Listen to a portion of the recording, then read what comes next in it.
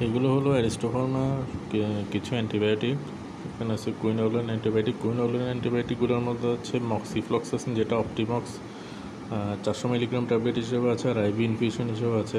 Moxifloxacin সাধারণত respiratory tract infection, skin infection, UTI এগুলোতে ব্যবহৃত হয়। আর শিশুদের ক্ষেত্রে ব্যবহারের ক্ষেত্রে সতর্কতা অবলম্বন করতে হবে, চিকিৎসকের পরামর্শ অনুযায়ী ব্যবহার করতে হবে। এরপর হচ্ছে লিভোফ্লক্সাসিন, যেটা ওবেল 500 নামে আছে। এটাও সাধারণত UTI, urinary tract infection, pneumonia, respiratory tract infection, sinusitis এগুলোতে ব্যবহৃত হয়। সাধারণত বড়দের ক্ষেত্রে ডোজ 500 মিলিগ্রাম একবার করে। আর আছে হচ্ছে কুইনোলোন অ্যাপ্রোসিন, এটা হচ্ছে সিপ্রোসিন, যেটা অ্যারিস্টোফার্মার অ্যাপ্রোসিন হিসেবে আছে। এটা 500 মিলিগ্রাম ট্যাবলেট হিসেবে আছে।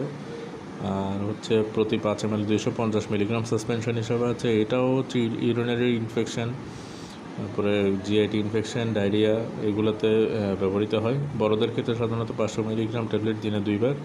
আর বাচ্চাদের ক্ষেত্রে ডোজ হচ্ছে 5 কেজির ক্ষেত্রে 1 ml দিনে 2বার, 10 কেজির ক্ষেত্রে 1.5 ml 2বার, 20 কেজির ক্ষেত্রে 3 ml দিনে 2বার করে। এছাড়া আর কিছু অ্যান্টিবায়োটিক এবং আদার্স আছে। ম্যাক্রোলিড আছে, ম্যাক্রোলিড এবং আদার্স। এখানে আছে হচ্ছে লিনেজোলিড। লিনেজোলিডটা আছে লিজক্স নামে। এটা 400 মিলিগ্রাম আর 600 মিলিগ্রাম ট্যাবলেট হিসেবে আছে।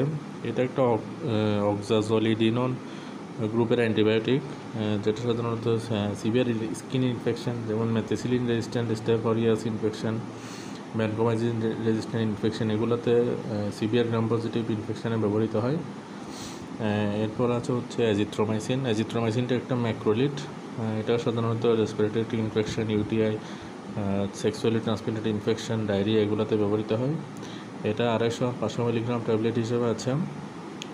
আর বাচ্চাদের ক্ষেত্রে আছে প্রতি 5 ml 200 মিলিগ্রাম সাসপেনশন হিসেবে।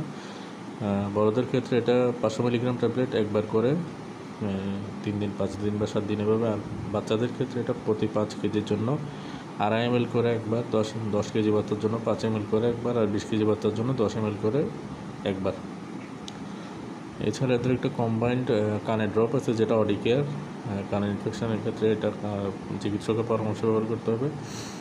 এটার সাথে অ্যান্টিমাইক্রোবিয়াল, অ্যান্টিফাঙ্গাল কম্বিনেশন, তারপরে সাথে হচ্ছে লোকাল অ্যানেস্থেসিয়া কম্বিনেশন হিসেবে আছে। আর আছে হচ্ছে নিটোজেজানাইড। এটা নিটোক্সিন হিসেবে আছে। এটা 500 মিলিগ্রাম ট্যাবলেট হিসেবে আছে। আর হচ্ছে বাচ্চাদের ক্ষেত্রে প্রতি 100 মিলিগ্রামে 5 ml সাসপেনশন হিসেবে আছে। সাধারণত বড়দের ক্ষেত্রে 500 মিলিগ্রাম দিনে 2বার করে।